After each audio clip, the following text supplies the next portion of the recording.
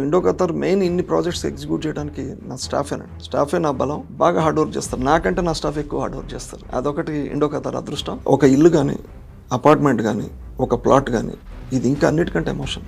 అంటే ఒక ధైర్యం ఉంటుంది. నాకు ఒక ఇల్లు ఉంది అంటే మిడిల్ క్లాస్ నుంచి అల్ట్రా రిచ్ వరకు కూడా ఒక ఇల్లు ఉందంటే ఒక ధైర్యం.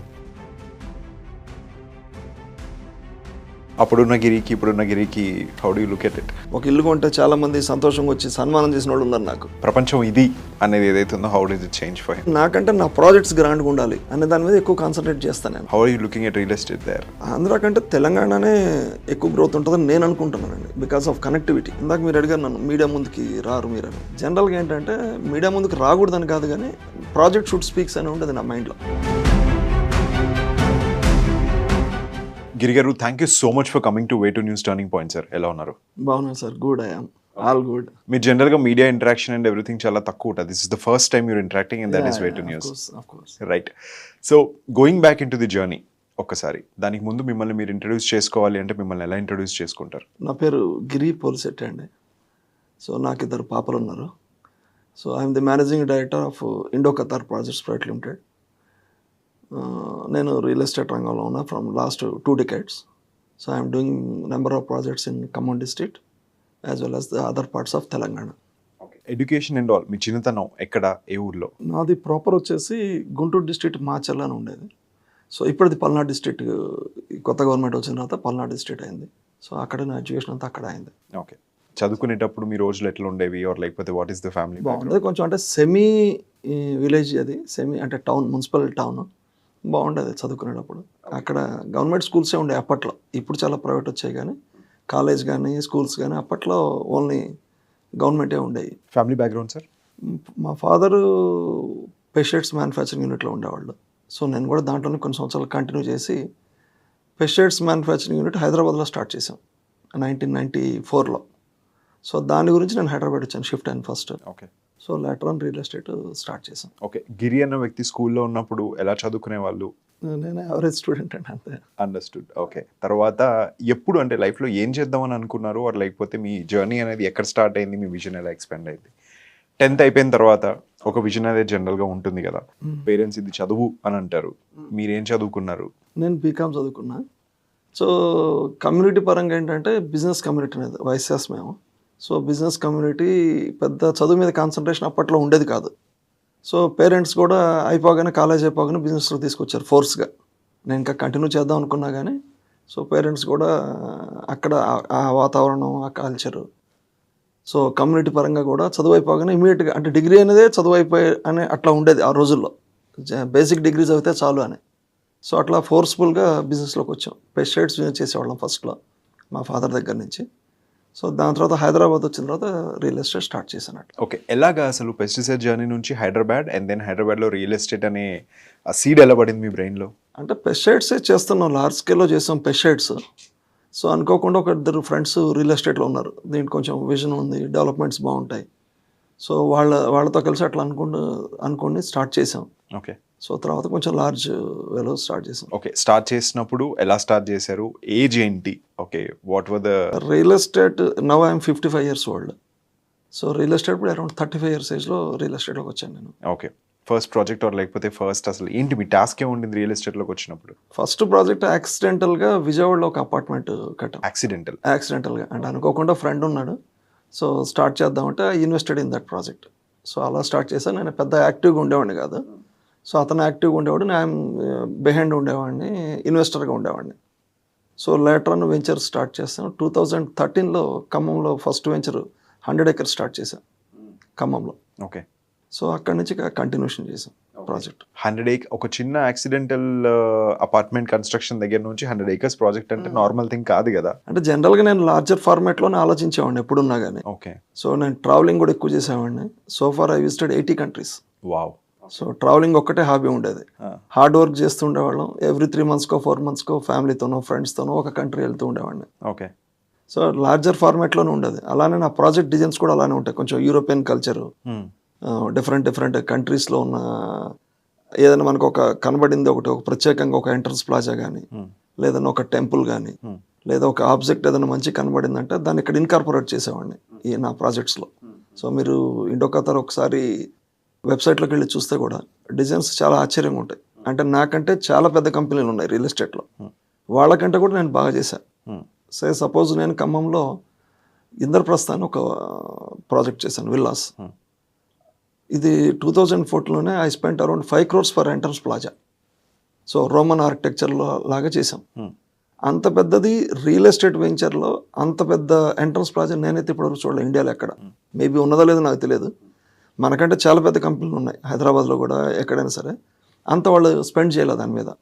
సో నేను ఒక ప్యాషనేట్గా తీసుకొని నేను ఎక్కడో చూసిన, వేరే కంట్రీలో చూసిన ఒక entrance plaza design architectural Marvel ఏదైనా కనబడిందంటే, అంత పెద్ద సైజు మనం చేయలేకపోయినా మన ప్రాజెక్ట్ తగ్గట్టు ఏ సైజులో మనం దీన్ని పెట్టగలం, ఏ సైజులో మనం చేయగలం అన్నట్లు చేసామండి. అలాగే నా ఆర్కిటెక్ట్ కూడా కొంచెం అదే ప్యాషనేట్గా ఉండే ఆర్కిటెక్ట్ ఉన్నాడు నాకు.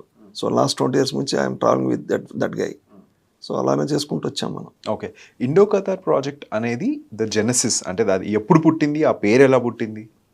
సో ఇది 1.5 decade అయిందండి. సో ఇండో ఖతార్ అని ఎందుకు పెట్టామంటే, ఖతార్లో కూడా మేము కొన్ని కాంట్రాక్ట్స్ చేసాం. సో అప్పుడు ఇండో ఖతార్ అని స్టార్ట్ చేశాను. అదే కంపెనీ ఎస్టాబ్లిష్ అయిపోయింది. సరే రియల్ ఎస్టేట్లోకి వచ్చిన తర్వాత కూడా సేమ్ కంపెనీ ఆల్రెడీ ఉంది కాబట్టి సో దాన్నే కంటిన్యూ చేద్దామని చెప్పి కంటిన్యూ చేశాను అట్లాగా. ఇప్పుడైతే ఖతార్లో వర్క్స్ ఏం చేయట్లేదు, కానీ ఎర్లియర్ కొన్ని వర్క్స్ చేసాం అక్కడ. So same name same company ఉంది.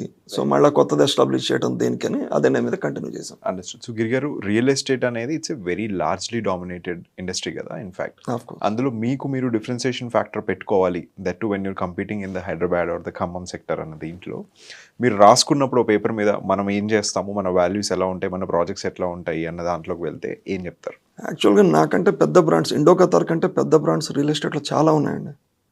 వాళ్ళందరి నుంచి పోటీకి తట్టుకొని పోవడానికి ఏం చేస్తామంటే, జనరల్గా ఏ రియల్ ఎస్టేట్ ఫర్మ్ అయినా, ఏ వెంచర్ చేసేవాళ్ళైనా గవర్నమెంట్ నామ్స్ ఏమున్నాయి. సో డిటిసిపి ఉంది, లేదా అర్బన్ డెవలప్మెంట్ అథారిటీ ఉంది. ఈ స్టేట్లో రెండే ఉంటాయి, ఒకటి DTCP or else any urban development authority. అంటే అర్బన్ డెవలప్మెంట్ అథారిటీలో ఏదైతే ల్యాండ్ వస్తుందో అది comes under urban development authority. ఏదైతే అర్బన్ డెవలప్మెంట్ అథారిటీ లిమిట్స్ దాటి బయట ఉంటుందో దట్ కమ్స్ అండర్ డిటిసిపి. ఇవి రెండే కంట్రోలింగ్ పవర్స్ ఉంటాయి వెంచర్స్ మీద. వాళ్ళ నామ్స్ ప్రకారం ఏదైతే ఉన్నాయో అవి మాత్రమే చేస్తారు most of the builders, most of the real estate dealers, builders 99% I'm talking about. వాళ్ళు ఏం చేస్తారంటే నామ్స్ ప్రకారం అండర్ గ్రౌండ్ డ్రైనేజ్ చేయాలి, లేదా బ్లాక్ టాప్ రోడ్స్ వేయాలి, లేదా ఎలక్ట్రిసిటీ చేయాలి, ఒక వాటర్ ట్యాంక్ కట్టాలి.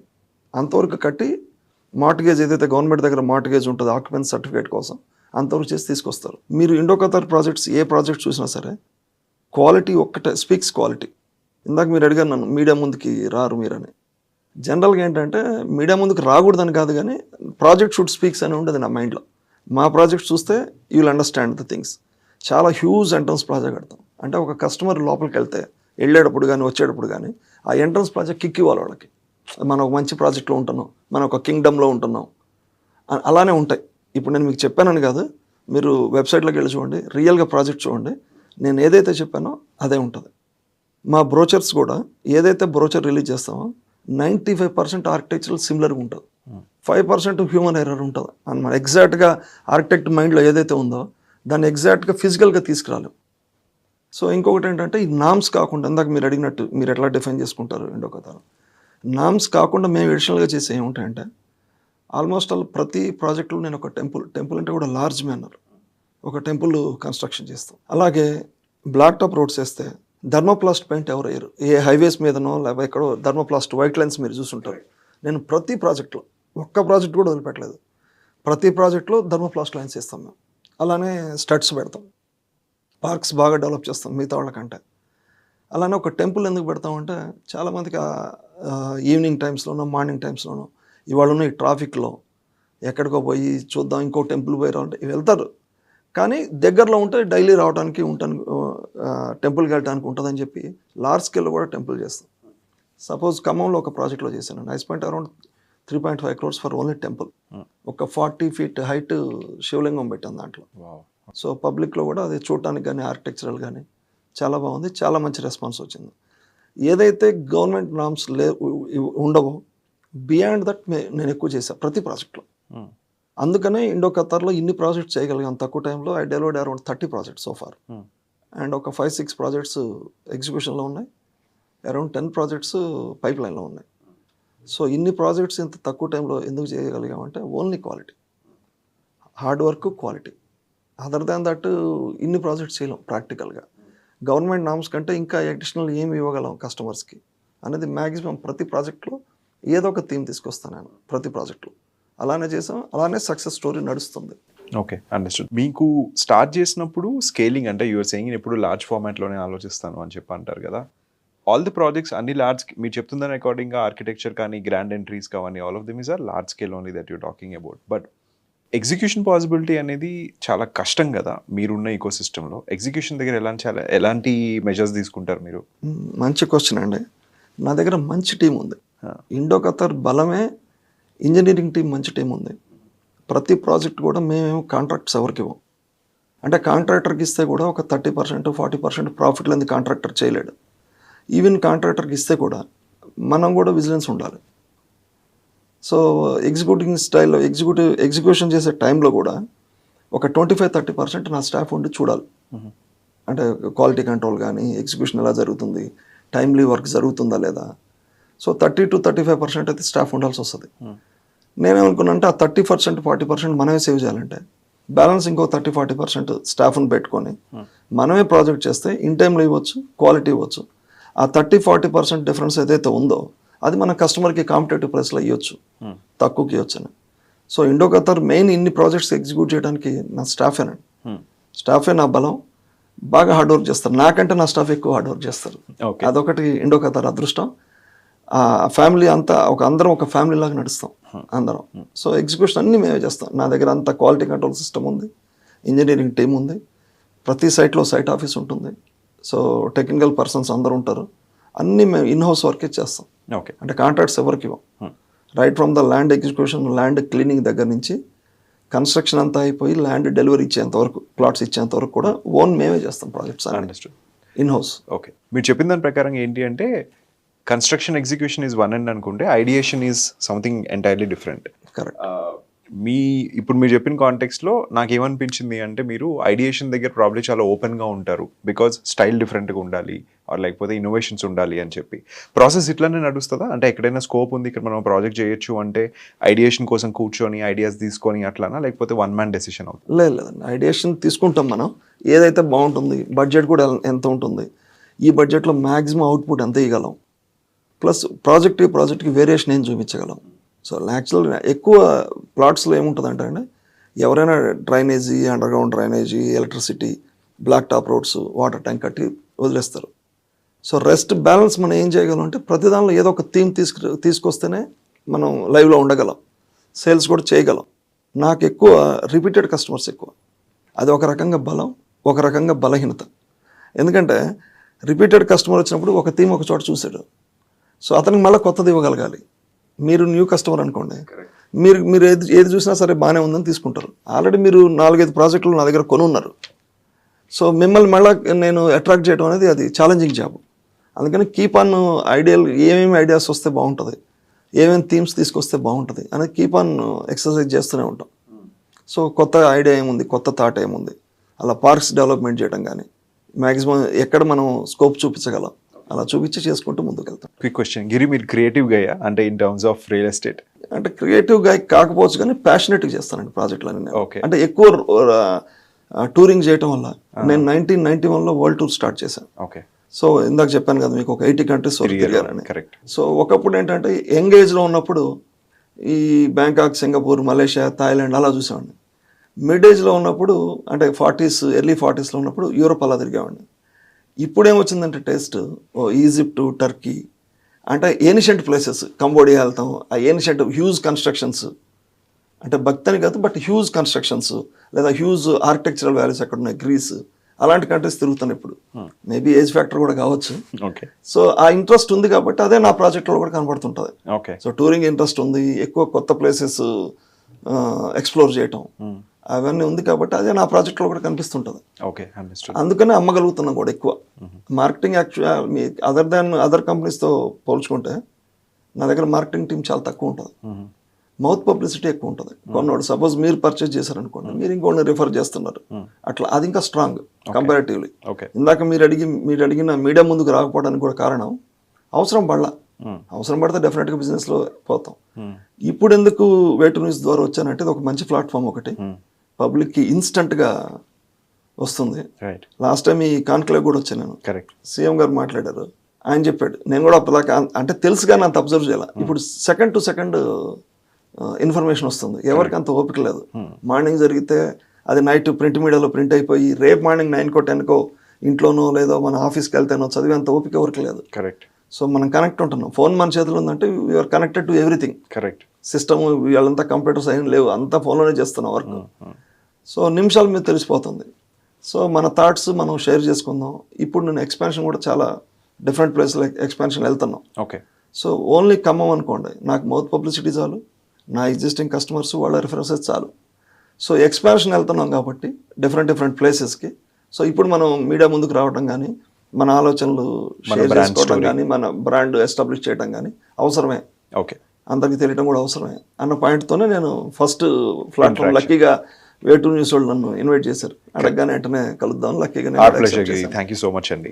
My pleasure to. Yeah, persona defining అంటారు కదా, అంటే ఇప్పుడు కస్టమర్ని పర్సనా అకార్డింగ్గా, వాళ్ళ నీడ్స్ అకార్డింగ్గా, వాళ్ళ థాట్స్ అకార్డింగ్గా మీరు ప్రాజెక్ట్స్ని డివైడ్ చేస్తారా? Do you have any template అన్నాను, but then is there a category basis this thing? అంటే నేను నా దగ్గరకు వచ్చే వాళ్ళ నేను ఈ 3 కేటగిరీస్లో మెజర్ చేస్తా లాగా ఉంటుందా మీ దగ్గర? అంటే మనం మెజర్ చేయం కానీ, అంటే పర్టికులర్గా వి అట్ ఇండో ఖత్తర్ మేము అలా మెజర్ చేయం. కరెక్ట్. కానీ కస్టమర్ రిక్వైర్మెంట్స్ డిఫరెంట్గా ఉంటాయి. నా దగ్గర బడ్జెట్ హోమ్స్ ఉంది, అంటే సింప్లెక్స్ హౌస్, ఒకటే సింగిల్ ఫ్లోర్, ఒక 1200 square feet, below middle class budget. So వాళ్ళు చిన్న ఫ్యామిలీతో అక్కడ స్పెండ్ చేయడానికి 30-40 lakhs, 40 lakhsలో కూడా ఇల్లు ఇవ్వగలగటం మనం, అలా ఉంది. అలానే లగ్జరీ హౌసెస్ కూడా ఉన్నాయి, అంటే స్టార్ట్స్ ఫ్రమ్ 1.5 crore, అంతకంటే ఇంకా ఎక్కువ. ఒక డూప్లెక్స్ హౌస్, బేసిక్ ఎమ్యూనిటీస్ కంటే కొంచెం అప్గ్రేడెడ్ ఎమ్యూనిటీస్, లివింగ్ స్టైల్ కొంచెం చేంజ్ ఉండేవి, అలా కూడా ఉన్నాయి. అలానే ప్లాట్స్ ఇండో ఖతార్లో 10,000 స్టార్ట్ అయ్యి 20,000 దాకా కూడా ఉన్నాయి, 25,000 వరకు ఉన్నాయి. అంటే సబర్బ్స్లో, అవుట్స్కట్స్లో, అట్లా ప్రతి సిటీలో. రీసెంట్గా ఖమ్మంలో తీర్థాలని ఒక విలేజ్ ఉంది, పోలిశెట్టి గూడెం అని. సో అక్కడ పోలిశెట్టి హిల్స్ అని ఒక ప్రాజెక్ట్ స్టార్ట్ చేశాను. That is around 350 acres. అదేంటంటే బడ్జెట్లో, అంటే ఇప్పటివరకు ఉన్న దానికంటే తక్కువ రేట్లో బిలో మిడిల్ క్లాస్ వాళ్ళు కూడా ఒక 10 lakhsకే ప్లాట్ కావాలి, విత్ గుడ్ ఎమ్యూనిటీస్. అంటే ఇండో ఖతార్లో ఇప్పుడు ఏదైతే స్టాండర్డ్స్ మెయింటైన్ చేస్తున్నామో దానికి తగ్గకుండా, బట్ ప్రైస్ మాత్రం తక్కువలో ఉండాలి. అంటే 5,000-6,000 రూపీస్కే మన కస్టమర్కి ఇవ్వగలగాలి. సో అలా ఒక ప్రాజెక్ట్ స్టార్ట్ చేశాను, అది ఈ మంత్ లాంచ్ అవుతుంది, ఈ మంత్ ఎండింగ్లో. ఓకే. సో అది బడ్జెట్. అంటే ఈ కేటగరైజ్ మీరు అడిగిన క్వశ్చన్స్కి ఏంటంటే, కేటగరైజ్ మనం చేయకపోయినా దేని బడ్జెట్ దానికి ఉంది. ఓకే. సపోజ్ నేను 1 కోటి రూపాయలు కొంటా, మీరు 1.5 crore కొనొచ్చు, ఇంకా ఎక్కువలో కూడా కొనొచ్చు. ఇప్పుడు సిటీ లోకల్ అనుకోండి, సిటీ మొత్తం వర్టికల్గా పెరుగుతుంది, హారిజెంటల్గా స్కోపే లేదు. అన్ని హై రైజ్ టవర్స్ వస్తున్నాయి. నవేడేస్ డబ్బులు ఉన్న వాళ్ళు కూడా, రిచ్ పీపుల్ కూడా ఇండివిజువల్ విల్లాస్ని వదిలేసి అపార్ట్మెంట్స్లోకి వెళ్తున్నారు. మెయింటెనెన్స్ ప్రాబ్లము, లేదా కిడ్స్ అబ్రాడ్లో ఉండటం, సేఫ్టీ లేకపోవటం. మీరు చూస్తే ఇప్పుడు జూబ్లీ హిల్స్, బంజారా హిల్స్లో ఒకప్పుడు పెద్ద పెద్ద ఫిల్మ్ స్టార్స్ కానీ, పొలిటీషియన్స్ కానీ హౌసెస్, వాళ్ళ ఆ హౌసెస్ మొత్తాన్ని వాళ్ళు కెఫేస్ చేసేసారు. మీరు చూడండి, చాలా లైన్స్లో అన్ని కెఫేస్ ఉన్నాయి. అదంటే ఒకటేమో దగ్గుబాటి రాణా గారిది, లేకపోతే ఒకటి రామానాయుడు గారి ఇల్లు, ఒకటి సురేష్ బాబు గారి ఇల్లు, వాళ్ళ ఫ్యామిలీ ఎక్కువ ఉన్నాయి అనుకోండి, మోహన్ బాబు గారిది ఒకటి, లేకపోతే మాధవి గారిది, గుమ్మడి గారిది, రీసెంట్గా ఎక్కడో చూసా, ఆర్టిస్ట్ గుమ్మడి గారిది, ప్రభా, ఇవన్నీ కూడా కెఫేస్ చేస్తున్నారు. ఎందుకంటే ఒకటి రెంటల్కి ఇస్తేనేమో రెంట్ సరిగ్గా రాకపోతే ప్రాబ్లం ఏంటి, మెయింటెనెన్స్ కూడా కష్టం ఉంటుంది. అదే కెఫేకి ఇస్తే ఒక బిజినెస్ ఎంటిటీ కాబట్టి సో ప్రాంప్ట్గా రెంట్ వస్తుంది, హయ్యర్ ఇన్కమ్ కూడా వస్తుంది. వాళ్ళు ఏం చేస్తున్నారు, ఇంత పెద్ద పెద్ద బంగ్లాలు రెంట్కి ఇచ్చేసి అపార్ట్మెంట్స్కి వెళ్తున్నారు. ఓకే. ఈ అపార్ట్మెంట్స్ కూడా లగ్జరీ, మీరు చూసుంటారు, నవేడేస్ 25,000, 30,000 కూడా వెళ్ళిపోయింది స్క్వేర్ ఫీట్. స్టిల్ గ్యాప్ ఉంది పెద్ద సిటీస్కి, బాంబేకి, లేకపోతే ఢిల్లీకి. ఢిల్లీ అంటే కోర్ ఢిల్లీ, నోయిడా కాకుండా. సో హైదరాబాద్కి కంపేర్ చేస్తే స్టిల్ కాంపిటేటివ్ ప్రైస్ ఉంది మన దగ్గర. దో 30,000 ఈజ్ ఎ వెరీ ఎక్స్పెన్సివ్, కానీ ఇంకా గ్యాప్ ఉంది, ప్రైస్ గ్యాప్. సో అట్లా జరుగుతుంది కాబట్టి హారిజెంటల్ గ్రోత్ కోసం మనం సిటీ అవుట్స్కట్స్కి వెళ్తున్నాం. అంటే బడ్జెట్లో వచ్చేవాళ్ళు, తక్కువకి వచ్చేవాళ్ళకి అవుట్స్కట్స్లోనే పాసిబుల్ ఉంటుంది. ఓకే. వర్టికల్గా అందరూ ఎఫోర్డ్ చేయలేరు కాబట్టి. ఓకే. సో అట్లా కేటగరైజ్ చేసుకుంటూ వెళ్తుంటాం. ఓకే. గిరిగారు, హ్యావ్ ఎ క్వశ్చన్ ఇక్కడ. ఏంటి అంటే మీరు అన్నదాన్ని యాక్చువల్గా అనాలజీ చూసుకుంటే, పెద్దవాళ్ళు ఎవరైతే ఈ ఏరియాస్లో ఉండేవాళ్ళు వీళ్ళందరూ వేరే చోట్లకి వెళ్ళిపోతున్నారు. ఆ చోట్లు ఏంటి అసలు? Are they going to like farm houses or లేకపోతే ఇంకా ultra luxury spaces? That is one. Second, normal people ఎవరైతే ఉన్నారో వాళ్ళు కొండను కూడా ఆపేశారు because real estate is something that is out of their pocket వాళ్ళ ఇమాజినేషన్కి అనేది. 2 థింగ్స్ అనమాట. How do you address that? అంటే నార్మల్ పీపుల్ రియల్ ఎస్టేట్ కొనట్లేదు అనేది నేను అంగీకరించానండి. ఓకే. కాకపోతే ఏంటంటే కొంచెం దూరం వెళ్తున్నారు.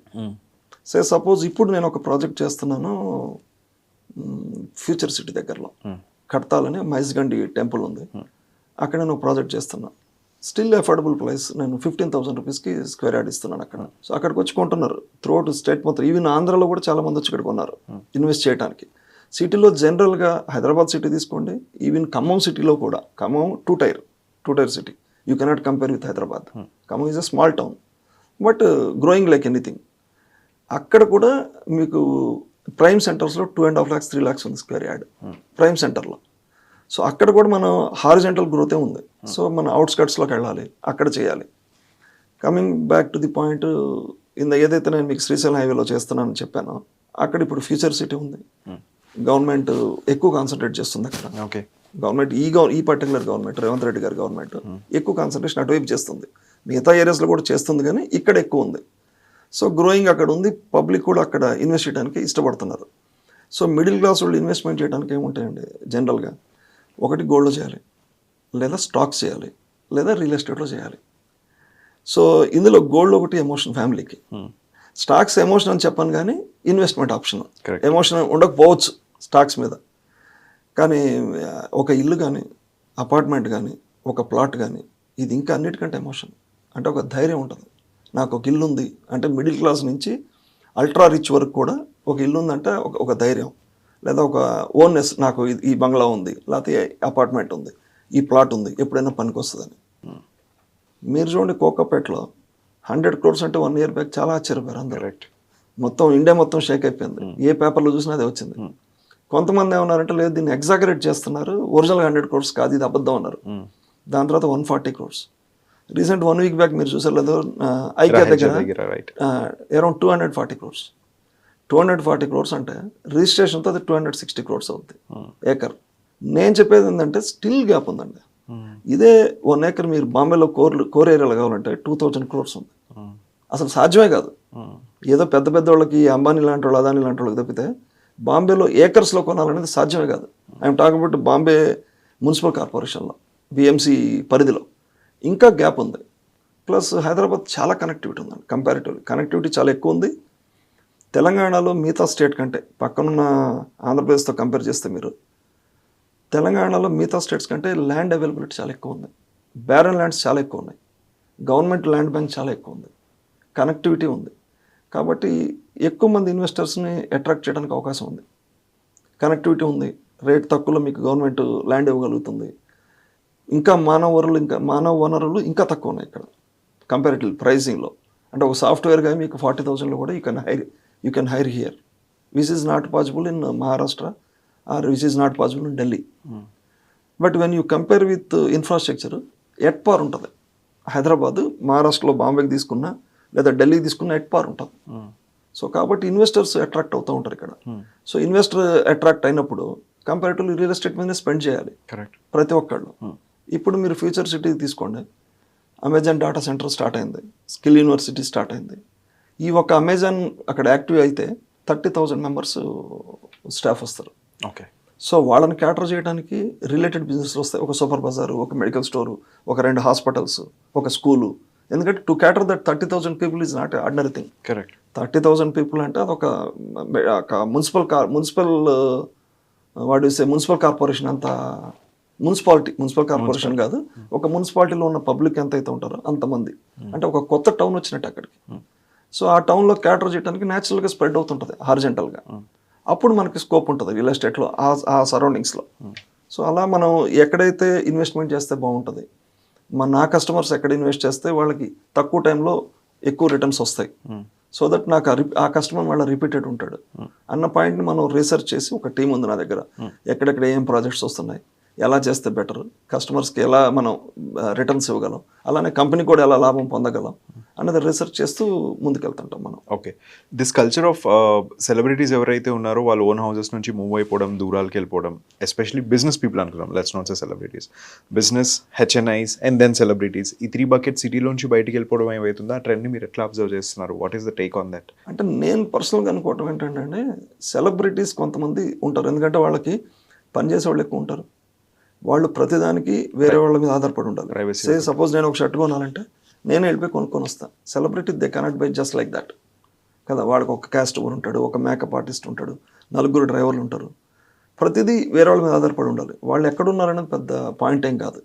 If they want they can live here also. Celebrities కాకుండా హెచ్ఎన్ఐస్ మీరు చెప్పేది, సెలబ్రిటీస్ డిఫరెంట్, ఎందుకంటే వాళ్ళు 10 మంది ఎప్పుడు లైవ్లో ఉండాల్సిందే, 10 మంది ఎప్పుడు ఈవెన్ బాడీ గార్డ్స్, ఇంకొకళ్ళు ఎవరొకళ్ళు మేనేజర్స్, డేట్స్ చూసేవాళ్ళు, ఎప్పుడు ఎవరొకళ్ళు 10 మంది ఉంటారు పక్కన. హెచ్ఎన్ఐస్లో ఒకసారి ఏమవుతుందంటే అన్ని మ్యాక్రో ఫ్యామిలీస్, ఒకళ్ళు 2 పిల్లలు ఉంటారు, వీళ్ళు ఎక్కడ అమెరికాలోనో ఆస్ట్రేలియాలోనో ఉంటారు, వీళ్ళు ఇక్కడ ఇద్దరే ఉంటారు. సో ఓవర్ ఏ పీరియడ్ ఈ హౌస్ అంటే దీని మించి ఏమవుతుందని పక్కన పెడితే దీన్ని మెయింటైన్ చేయడం కష్టం అవుతుంది. సో ఈ మెయింటెనెన్స్ ప్రాబ్లం వస్తుంది, ఎర్రర్. అందుకని అపార్ట్మెంట్కి వెళ్దాం, డబ్బు ఉంది మన దగ్గర, సో పెద్ద పెద్ద బ్రాండ్స్ ఉన్నాయి నవేడేస్, ప్రెస్టేజ్ కానీ లేకపోతే పూర్వంకర, అపర్ణ, వీళ్ళు ఏంటంటే they charge more for maintenance. Square ఫీట్కి 10 రూపీస్, కొన్ని కంపెనీలు 50 రూపీస్ కొట్ట per month, they are charging 50 rupees per square feet per month for maintenance.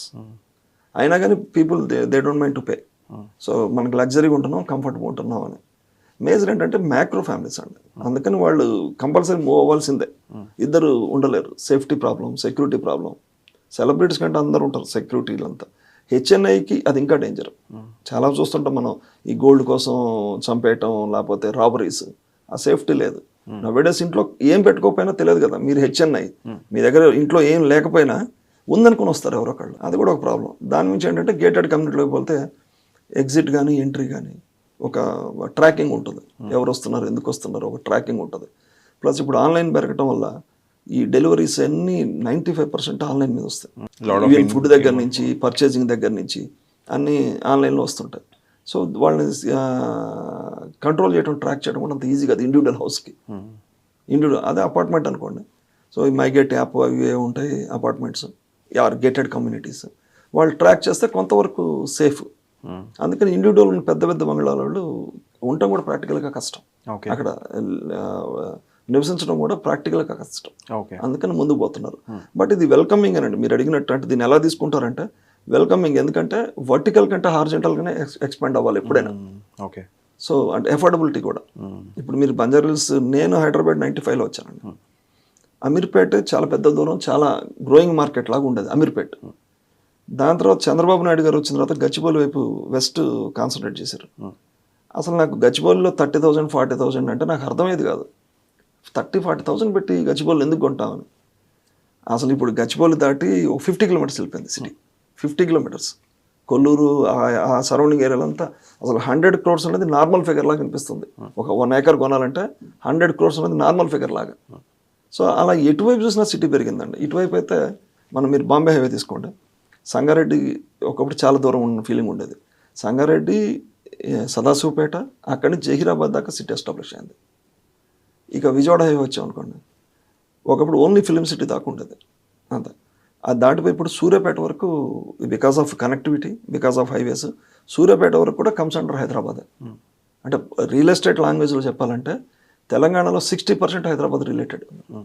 అంటే మనం హైదరాబాద్లో కూర్చొని ఏ సరౌండింగ్లోనే 150 kilometers వరకు ప్రాజెక్ట్ మన హైదరాబాద్ అని చెప్తున్నాం. సో సపోజ్ నేను ఆలేరులో ఒక ప్రాజెక్ట్ చేస్తున్నా, అది ఇక్కడి నుంచి మనం అవుటర్ రింగ్ రోడ్ నుంచి వెళ్తే 110 kilometers ఉంది.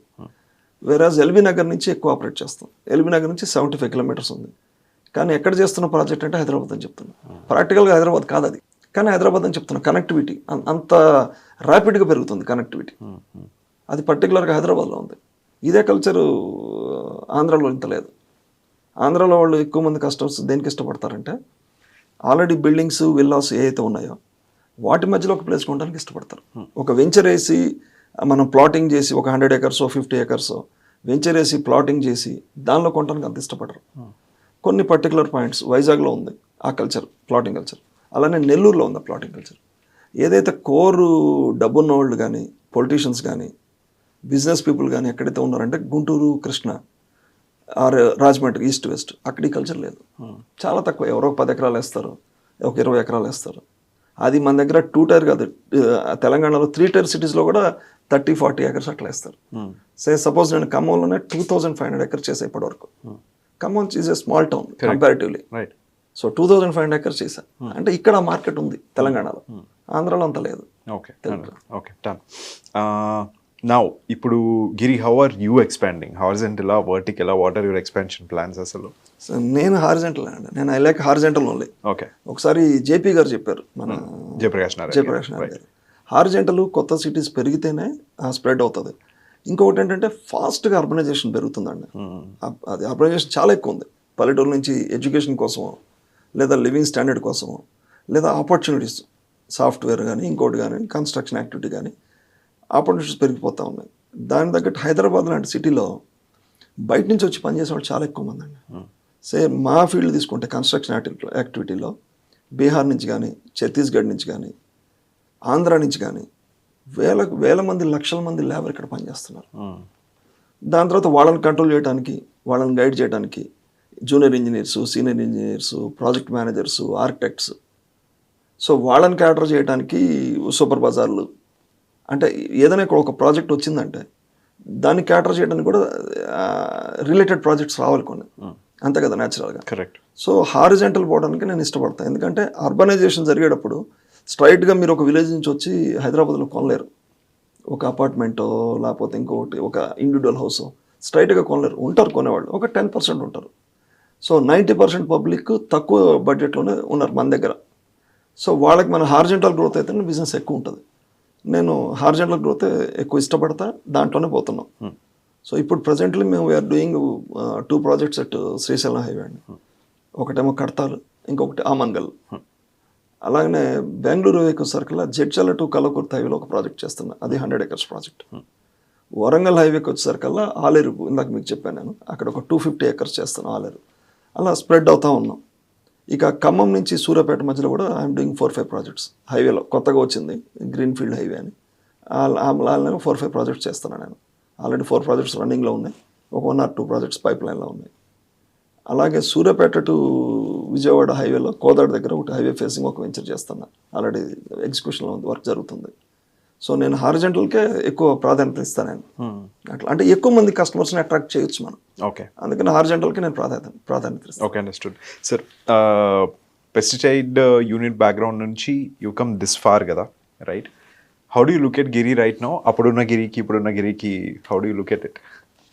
అంటే బాగానే ఉంది, ఐఎమ్ సాటిస్ఫైడ్ అండి. నో, నాట్ దట్, సాటిస్ఫైడ్ రిలేటెడ్గా కాదు, the transformation of Giri, how he looks at world or ప్రపంచం ఇది అనేది ఏదైతే ఉందో, how does it change for him? డెఫినెట్గా బాగుంది. రియల్ ఎస్టేట్ ఏంటంటే అండి, పెస్టిసైడ్స్ కంటే కూడా, అంటే పెస్టిసైడ్స్ నేను డైరెక్ట్గా కస్టమర్లతో రిలేషన్ ఉండేది కాదు, ఎందుకంటే మ్యానుఫ్యాక్చరింగ్ సైడ్ ఉండేవాళ్ళం ఎక్కువ. సో డీలర్స్తో ఉండేది తప్పితే డైరెక్ట్గా కస్టమర్స్తో ఉండేది కాదు. ఇదేంటంటే డైరెక్ట్ కస్టమర్స్కి ఇస్తాం. ప్రతి ఒక్కరికి ఒక ఎమోషన్. ఒక ఇల్లు కొంటే చాలామంది సంతోషంగా వచ్చి సన్మానం చేసిన వాళ్ళు ఉన్నారు నాకు. నేను ఫస్ట్లో ఇనిషియల్గా ఏమనుకున్నాను అంటే, ఇల్లు నేను అమ్మాను, తీసుకున్నాను, నా ప్రాఫిట్ నేను తీసుకున్నాను, ఎందుకు వీళ్ళు ఇట్లా ఫీల్ అవుతున్నాను ఫస్ట్లో అర్థమయ్యేది కాదు నాకు. లాటర్ ఆ ఎమోషన్ ఏంటి, ఒక ల్యాండ్ మీద కానీ, పబ్లిక్ కానీ, ఒక హౌస్ మీద కానీ, ఒక ఇండివిజువల్ కస్టమర్కి, ఒక ఓనర్కి ఉండే ఎమోషన్ ఏంటి అనేది లాటర్ నాకు కూడా అర్థమైంది ఓవర్ ఏ పీరియడ్. సో ఇది ఎమోషన్ ఉంది, ఇది కనెక్ట్ అవుతుంది కాబట్టి మనం కూడా ఇంకా మంచి క్వాలిటీ ఇవ్వాలి, ఇంకా మంచి సర్వీస్ ఇవ్వాలి అని చేస్తున్నాం. న్యాచురల్గా చాలా ప్రాజెక్టులు చేస్తున్నాను నేను, ఎక్స్పాన్షన్ ఎక్కువ అవుతున్నాం కాబట్టి ట్రాన్స్ఫర్మేషన్ బాగానే ఉందని అనుకుంటున్నాను నేను. ఓకే. పర్సనలీ అంటే I don't see for a person, ఇంత successful person in real estate అన్నప్పుడు మీరు చాలా మినిమల్గా ఆర్ లేకపోతే you know how you're speaking and everything, it is very grounded. ఆ గ్రౌండెడ్ ఇది పోలేదు మీలో అనేది అనిపిస్తుంది అనమాట. So those values and everything, దాని మీద మాట్లాడతారు. అంటే గ్రౌండెడ్ అంటే ఎంతవరకు అవసరమో అంతవరకు నేను ఖర్చు పెడతా, అంతవరకు ఏదైతే అవసరం అనుకున్నా అంతవరకు చేస్తాను నేను. ఎక్కువ నేను ప్రాజెక్ట్స్ మీద ఖర్చు పెట్టడానికి ఇష్టపడతా. అంటే I get more returns also on that. కానీ నాకంటే నా ప్రాజెక్ట్స్ గ్రాండ్గా ఉండాలి అనే దాని మీద ఎక్కువ కాన్సన్ట్రేట్ చేస్తాను నేను. సో ఇక గ్రౌండెడ్ అంటే జనరల్గా, అంటే మీ క్వశ్చన్ ఏంటి అంటే సింపుల్గా ఉన్నాను, గ్రౌండెడ్ అంటే సింపుల్. గ్రౌండెడ్ అంటే సింపుల్. ఓకే. అంటే అట్లా ఏం లేదు, అంటే ఎక్కడ అవసరం అక్కడ పెడతా నేను. I spend lakhs crores of rupees on travelling. అంటే నాకు ఎక్కడైతే అవసరమో. సో నేను ఒక 80 కంట్రీస్ తిరిగాను. నా వైఫ్ అలాంగ్ విత్ మీ ఒక 45-50 కంట్రీస్ వచ్చి ఉంటుంది. ఈవెన్ నా కిడ్స్ కూడా ఒక 30 కంట్రీస్ దాకా తిరుగుంటారు స్మాల్ ఏజ్లో కూడా. సో ఎక్కడ అవసరం అక్కడ డెఫినెట్గా ఖర్చు పెడతాం. కానీ ప్రాజెక్ట్స్ మాత్రం అవసరం ఉన్నా లేకపోయినా ఇది యాడ్ చేస్తే ఇంకా ఎక్కువ బాగుంటుంది. ఒక డిజైన్ చేసి ఎగ్జిక్యూట్ చేసిన తర్వాత దీనికంటే ఇంకొంచెం ఇది యాడ్ చేస్తే బాగుంటుంది అనుకుంటే అది దాంట్లో అసలు కాంప్రమైజ్ అయ్యేదే లేదు. ఎందుకంటే అది దానిలోంచి మనీ ఎక్కువ వస్తుంది, నెక్స్ట్ ప్రాజెక్ట్ అమ్మడానికి కూడా ఈజీగా ఉంటుంది. కస్టమర్స్ నమ్ముతా అంటే ప్రామిస్ చేసిన దానికంటే ఎక్కువ డెలివరీ ఇచ్చామనుకోండి, న్యాచురల్గా నెక్స్ట్ కస్టమర్ కూడా వస్తాడు మనకి. వాళ్ళ దగ్గర నుంచి మౌత్ పబ్లిసిటీ కానీ రెఫరెన్స్ కానీ ఎక్కువ సేల్ ఉంటుంది. సో అందుకని అట్లా పోతా అంత. ఓకే, ఓన్లీ తెలంగాణనేనా? యూ నాట్ లుకింగ్ ఎట్ ఆంధ్రానా టు గెట్ ఇంటూ? ఆంధ్రాలో కొత్తగా ఒక తీసుకున్నాను ప్రాజెక్ట్. విజయవాడలో భవానీపురం ఉంది, మీకు ఐడియా ఉంటుంది. అక్కడ ఒక 10,000 స్క్వేర్ యార్డ్స్ అక్వైర్ చేస్తాం ఫర్ అపార్ట్మెంట్స్. ఓకే, సో అది పర్మిషన్ స్టేజ్లో ఉంది. Okay, is that the only thing? అంటే ఎవ్రీబడి ఈస్ సేయింగ్ ఇప్పుడు Andhra is the next big thing that is going to happen అన్నట్టు కదా. How are you looking at real estate there? అంటే ఆంధ్ర కంటే తెలంగాణనే ఎక్కువ గ్రోత్ ఉంటుందని నేను అనుకుంటున్నానండి, బికాస్ ఆఫ్ కనెక్టివిటీ అండ్ ఇందాక మీకు చెప్పాను ల్యాండ్ అవైలబిలిటీ. ఆంధ్రాలో ల్యాండ్ అక్వైర్ చేయడం చాలా కష్టం అండి. అంటే ఫార్మర్స్కి ఓ రిలేషను ఫర్టిలైజరు ఫర్టిలిటీ లేదా అగ్రికల్చర్ ఏదైతే చేస్తున్నారో అటాచ్మెంట్ చాలా ఎక్కువ రైతులకి, ఇక్కడైనా అక్కడైనా సరే. ఇక్కడ బ్యారల్ ల్యాండ్స్ ఉండబట్టి ఎక్విజేషన్ ఈజీ అవుతుంది. అక్కడ ఏంటంటే ఫర్టైల్ ల్యాండ్స్ ఎక్కువ కంపారిటివ్లీ మనకంటే. ఎక్విజేషన్ చాలా కష్టం గవర్నమెంట్కి. గవర్నమెంట్ ల్యాండ్ బ్యాంక్ కూడా తక్కువ. ఎంత విజనరీ ఉన్న సీఎం ఉన్నా ల్యాండ్ బ్యాంక్ లేనప్పుడు తీసుకురావడం అంత ఈజీ కాదు. సో అందుకని గ్రోత్ నేను అనుకోవడం మాత్రం పర్సనల్గా ఆంధ్ర కంటే తెలంగాణలో బాగుంటుంది నేను అనుకుంటున్నా, because of availability of land main. Okay, understood. So these many countries తిరిగిన తర్వాత మీకు ఎప్పుడో ఒక ఆస్పిరేషన్ రాలేదా ఇంటర్నేషనల్గా ప్రాజెక్ట్స్ ఇంకొన్ని ఎక్కడైనా వేరే దేశాల్లో చేయాలి? ఉందండి, యాక్చువల్గా రీసెంట్గా దుబాయ్ అని అనుకున్నాం మేము. ఓకే, దుబాయ్లో స్టార్ట్ చేద్దామని అంత గ్రౌండ్ వర్క్ అంతా ప్రిపేర్ చేసాం. అన్ఎక్స్పెక్టెడ్గా బికాస్ ఆఫ్ దిస్ వార్ అసలు బ్రాండ్ ఇమేజ్ నేను ఊహించినంత పడిపోయింది దుబాయ్కి. అంటే safety when you compare with Hyderabad, same ప్రైస్కి you will get in Dubai, you will get the plot in Dubai. So infrastructure చూసుకుంటే యూ కెనాట్ కంపేర్. అసలు హైదరాబాద్ని దుబాయ్ ఇన్ఫ్రాస్ట్రక్చర్తో మీరు కంపేర్ చేయలేరు అసలు. ఈ రోజు కూడా ఇంత కనెక్టివిటీ ఉందని చెప్పిన హైదరాబాద్కి, హైదరాబాద్ నుంచి మనం ఏదైనా కంట్రీకి వెళ్ళాలంటే ఎక్కువ మనం వయా దుబాయ్, సింగపూర్, ఖతార్ అలా చిన్న చిన్న కంట్రీస్, మనకంటే చాలా చిన్న కంట్రీస్ అవి, అక్కడి నుంచే కనెక్టివిటీ ఉంటుంది. అమెరికా పోవాలన్నా డిఫరెంట్ సిటీస్కి దుబాయ్ నుంచి డైరెక్ట్ ఫ్లైట్ ఉంటుంది, లేదా మన దగ్గర ఏంటి బాంబే నుంచో ఢిల్లీ నుంచో ఉంటుంది.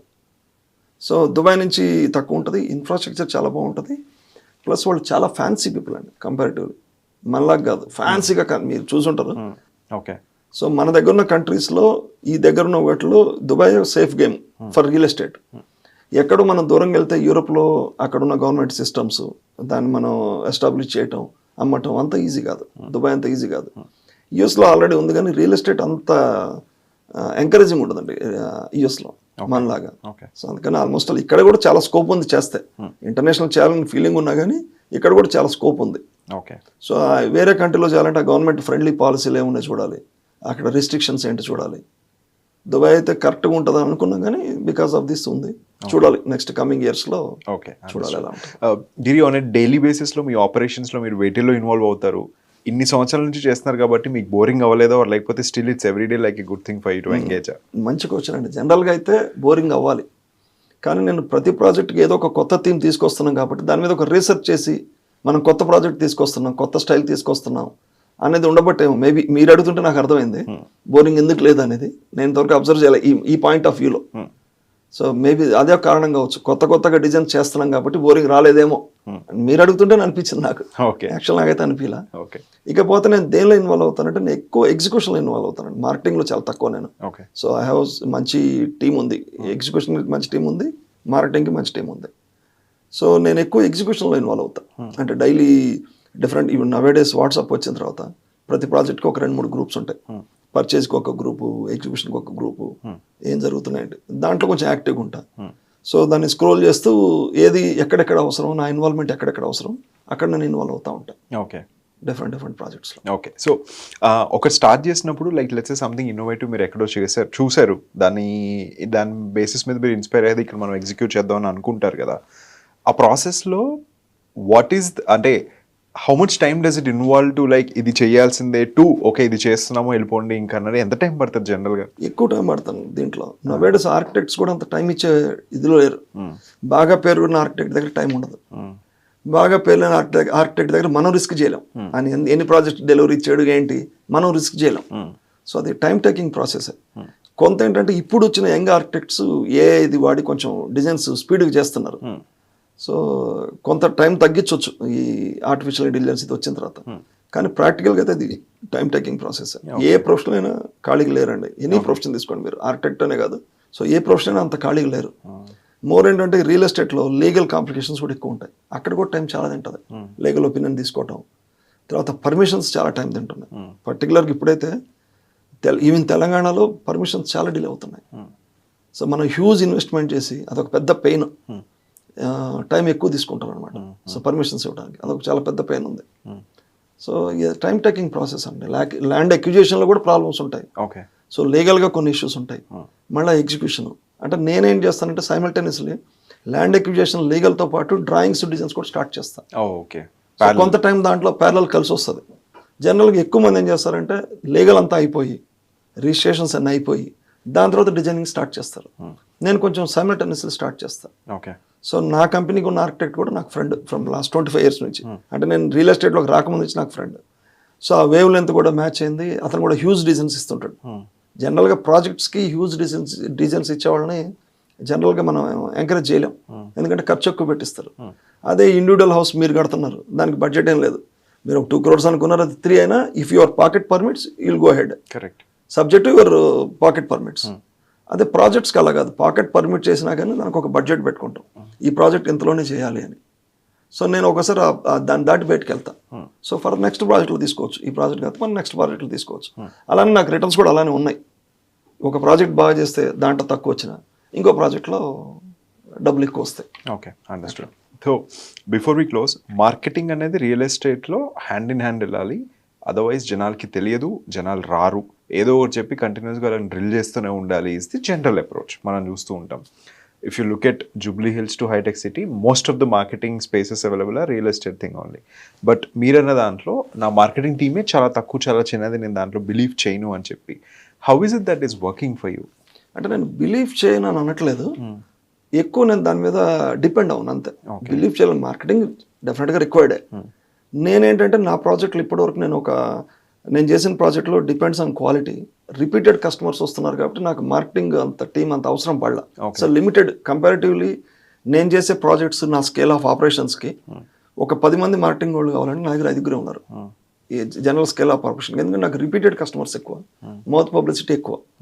సో ఇప్పుడు మనం మార్కెట్లో రావడానికి, పబ్లిసిటీకి రావడానికి కానీ, ఇప్పుడు ఈ వేదికతో పబ్లిక్ అందరికీ తెలియజేయడానికి, ప్రజలకు చెప్పడానికి కానీ ఆలోచన ఏంటంటే కొత్త ప్రాజెక్ట్స్ నేను ఎక్స్పాండ్ అవుతున్నాం. అక్కడ ఇండోకతర్ కొత్త, సపోజ్ ఖమ్మంలో చేస్తున్నాం, శ్రీశైలం హైవేలో చేస్తున్నాం, అక్కడ ఇండోకతర్ ఎవ్రీబడి నోస్. ఇప్పుడు నేను ఆలేరులో ఒక కొత్త ప్రాజెక్ట్ చేస్తున్నా, జడ్చల్లో కొత్త ప్రాజెక్ట్ చేస్తున్నా. ఆ ప్రాజెక్ట్ డెలివరీ అయ్యేదాకా అక్కడ కొత్త. అంటే నేను ఒక బ్రోచర్ రిలీజ్ చేశాను అనుకోండి ఖమ్మంలో, పెద్ద పెద్ద ఎంట్రన్స్ ప్లాజా గ్రాండ్గా, అందరు నమ్ముతారు నన్ను. అది నేను ఫస్ట్ ప్రాజెక్ట్కి ఒక క్లాక్ టవర్ పెట్టి ఒక పెద్ద ఒక 3.5 acres ఒక ఎంట్రన్స్ ప్లాజా చేశాను. క్లాక్ టవర్ పెట్టి లుక్స్ లైక్ రోమన్ ఆర్కిటెక్చర్ లాగా. జనం నన్ను కూడా నమ్మలేదు ఫస్ట్. అప్పుడు ఇంత పెద్దది కడతారా, అవసరం ఏముంది రియల్ ఎస్టేట్ కానీ. అలాంటి అక్కడ 3-4 డెలివరీ ఇచ్చాను. సో ఇప్పుడు నేను ఎంత పెద్దది చేసినా వాళ్ళు use by mind set delivery ఇస్తాడు, డెఫినెట్గా చేస్తాడు అని. వేరే సెంటర్స్కి వచ్చినప్పుడు ఆలేరు కానీ, లేకపోతే బాంబే హైవేలో కానీ, బెంగళూరు హైవేలో కానీ, అక్కడ కొత్త కాబట్టి కొంత మనం పబ్లిసిటీ చేయాల్సిన అవసరం ఉంది. అంతకుముందు ప్రాజెక్టులు ఏం డెలివరీ ఇచ్చాం, ఇప్పుడు ఏమి ఇస్తున్నాం మనం, అది కొంత అవసరం ఉంది. కాబట్టి ఇప్పుడు మార్కెటింగ్ మీద కొంత కాన్సన్ట్రేట్ చేస్తున్నాం. Not like any other company, మరీ ఎక్కువ కాదు, కొంత అవసరం మేరకు కొంత చేయాల్సిందే. ఓకే. సో లాస్ట్ క్వశ్చన్, గిరిగారు, హైదరాబాద్ లాంటి పెద్ద మార్కెట్స్ ఏవైతే ఉన్నాయో వాటిలో మీరు ఎట్లాంటి బిజినెస్ ఇది చేయకుండా ఖమ్మంలో ఎందుకు చూస్ చేసుకున్నారు? వాట్ ఈస్ ద రీజన్ అండి? గుడ్ క్వశ్చన్ ఆదిత్య గారు. నా ఫ్రెండ్స్ చాలామంది ఇది అడిగారు, ఇక్కడ ఉన్నవాళ్ళు, లోకల్ బిల్డర్స్ కానీ, నాతో పాటు బిజినెస్ చేసేవాళ్ళు కానీ చాలామంది అడిగారు, ఇంత పెద్ద మార్కెట్ వదిలిపెట్టి ఖమ్మం ఎందుకు వెళ్ళామని.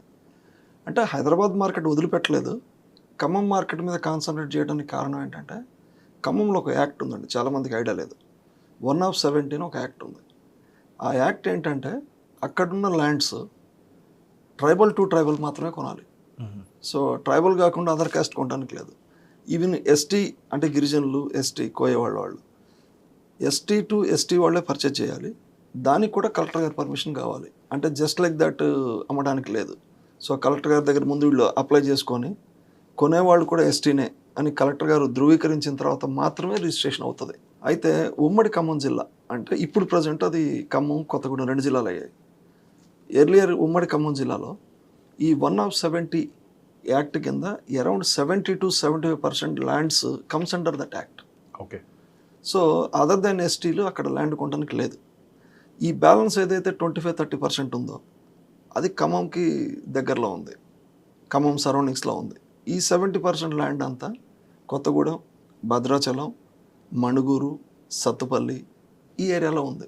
అంటే అక్కడ only STs only can buy the property.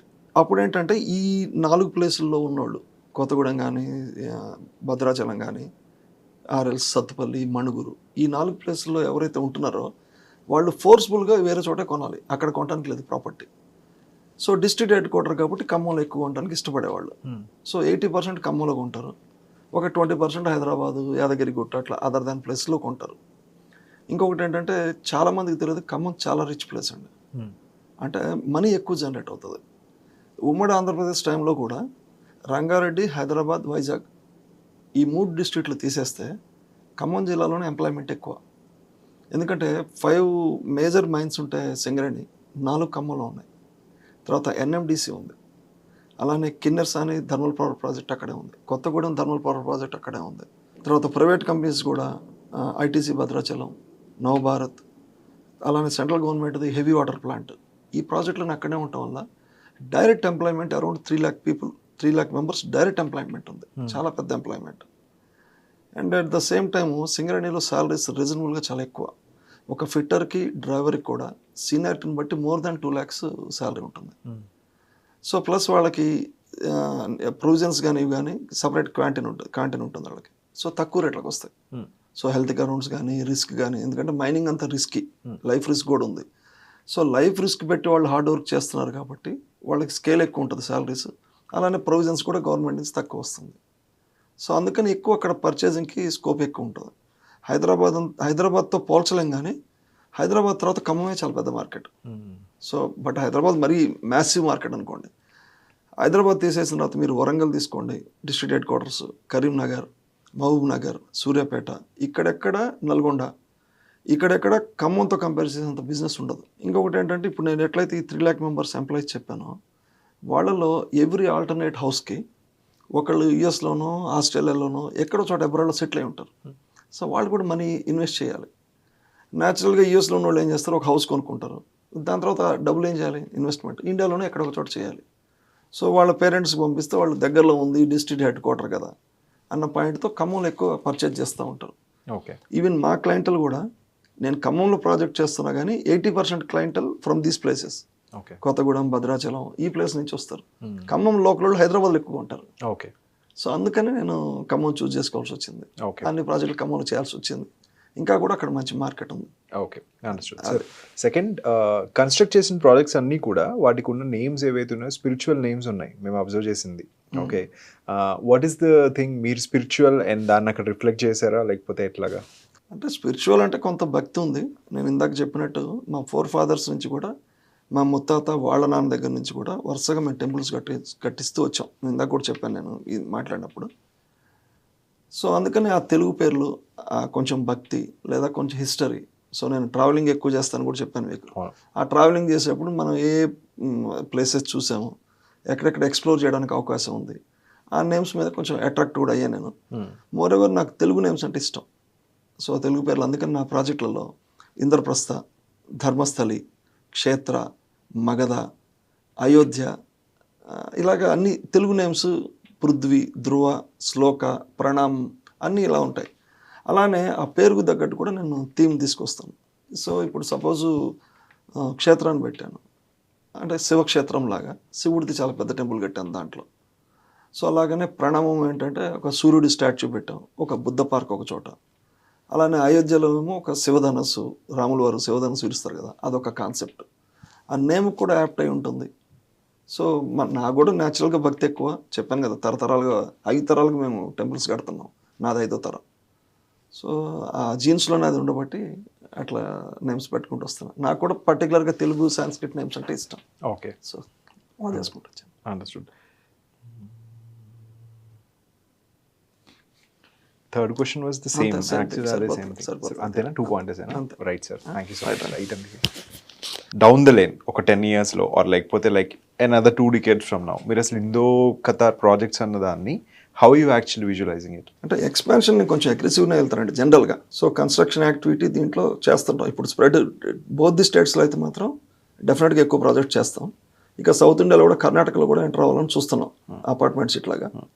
Plus అదేవిధంగా ఇండో ఖతార్ కొంత డైవర్సిఫికేషన్ కూడా అవుతుంది. ఇప్పుడు హాస్పిటాలిటీ స్టార్ట్ చేసాం రీసెంట్గా. ఓకే సో కడతాల్లో ఒక ఫామ్ హౌస్ కట్టేసాం. అలానే ఖమ్మంలో కూడా ఒక ఫామ్ హౌస్ కడుతున్నా. ఆలేరులో ఒక పెద్ద ఫామ్ హౌస్ కడుతున్నా. అంటే నవ్వేడస్ కల్చర్ ఏమొచ్చిందంటే మరీ పెద్ద పొలిటీషియన్స్ లేకపోతే పెద్ద హెచ్ఎన్ఐస్ ఇండివిజువల్స్ అయితేనే కన్వెన్షన్ సెంటర్లో చేస్తున్నారు. సపోజ్ మొన్న మీరు కాన్క్లేవ్ చేశారు పెద్ద కన్వెన్షన్ సెంటర్. అలా కాకుండా marriages middle class above middle class marriages అన్ని రిసార్ట్స్కి వెళ్ళిపోయినాయి. ఇప్పుడు హైదరాబాద్కి వరకు పోతే రిసార్ట్స్కి వెళ్ళిపోయినాయి. అంటే ఒక పెళ్ళి అంటే ఒక 10 days 15 days చేస్తున్నారు. ఆ 10 daysలో ఒకసారి హల్దీ అని లేకపోతే ఒకసారి ఏదో డిఫరెంట్ ప్రోగ్రామ్స్ పెట్టి సంగీత్ అని హల్దీ అని అట్లా 10 days చేసి ఫామ్ హౌస్కి వెళ్ళిపోయి అక్కడే ఉండి చేసుకునే కల్చర్ వచ్చేసింది. సో అందుకని హాస్పిటాలిటీలో కూడా ఎక్కువ ప్రొవిజన్ ఉంది, ఇప్పుడు స్కోప్ ఉంది. సో హాస్పిటాలిటీ ఒకటి డైవర్సిఫై అయ్యాం మేము. అలానే ఒక కామర్స్ కూడా ఒకటి గ్రౌండ్ వర్క్ జరుగుతుంది.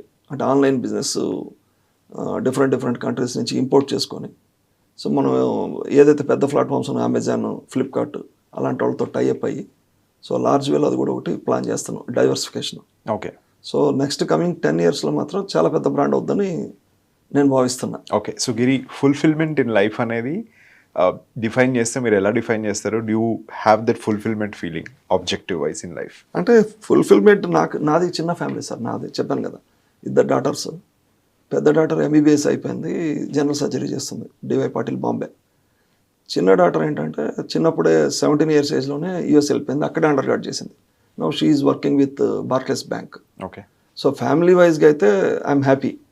సో ప్రాజెక్ట్స్ నేను నా కస్టమర్స్ని ఏదైతే ఫుల్ఫిల్మెంట్ చేయాలో, నా కస్టమర్స్ ఎలా హ్యాపీగా ఉండాలా, నేను కూడా ఎలా గెయిన్ అవ్వాలి, వాళ్ళు కూడా ఎలా హ్యాపీగా రిటర్న్స్ తీసుకోవాలి అనే దాని మీద నిరంతరం పనిచేస్తూనే ఉంటాను నేను. సో ఇప్పుడు ఇది ఫుల్ఫిల్ అయిపోయింది, నా I'm happy, I want to take rest అనేది అయితే నాకు లేదు. స్టిల్ ఎంతవరకు అయితే మన బాడీ హెల్త్ పర్మిట్ చేస్తుందో అప్పటి వరకు ఈ ఫుల్ఫిల్మెంట్ నడుస్తూనే ఉంటుంది. అప్పటి వరకు వర్క్ చేస్తూనే ఉంటాను. Okay coming from your family background, ఎక్కడి నుంచి అయితే వచ్చారో to until now, gratitude is something that you will have towards life కదా జనరలీ. పేరెంట్స్ దగ్గర ఎలాంటి సార్ట్ ఆఫ్ ఓకే కొడుకు ఇలా చేయగలిగాడు, ఇంత దూరం తీసుకొచ్చాడు ఫ్యామిలీ అనేది, అలాంటిది ఏమైనా వచ్చిందా మీకు? డెఫినెట్గా అండి. అంటే మా ఫ్యామిలీస్లో ఇందాక నేను చెప్పినట్టు టెంపుల్స్ కన్స్ట్రక్షన్ చేసాం చాలా చూడలేదు. అంటే 5 తరాలండి. అంటే మా ముత్తాత వాళ్ళ నాన్నగారి దగ్గర నుంచి మేము టెంపుల్స్ కట్టడం స్టార్ట్ చేసాం. అంటే మా ముత్తాత వాళ్ళ నాన్న ఒక హనుమాన్ టెంపుల్ కట్టారు, మా ముత్తాత ఒక రాములవారి టెంపుల్ కట్టాడు, అలాగే మా నాన్నగారు వాసవి కన్యకా పరమేశ్వరవారి టెంపుల్ కట్టాడు. ఇప్పుడు నేనైతే మల్టిపుల్ టెంపుల్స్ కట్టాను. అంటే ఆ జీన్స్లోనే ఉంది. ఖమ్మంలో ఒక శివాలయం కట్టాను, ఇక్కడ మైజ్గండి టెంపుల్ బ్యాక్ సైడ్ పెద్దది హ్యూజ్ 40 feet 50 feet స్టాచ్యూస్ పెట్టి శివాలయం కట్టాం మనం. సో ఆ 4 fathers నుంచి ఏదైతే వస్తుందో దాన్ని అయితే కంటిన్యూ చేస్తున్నాం.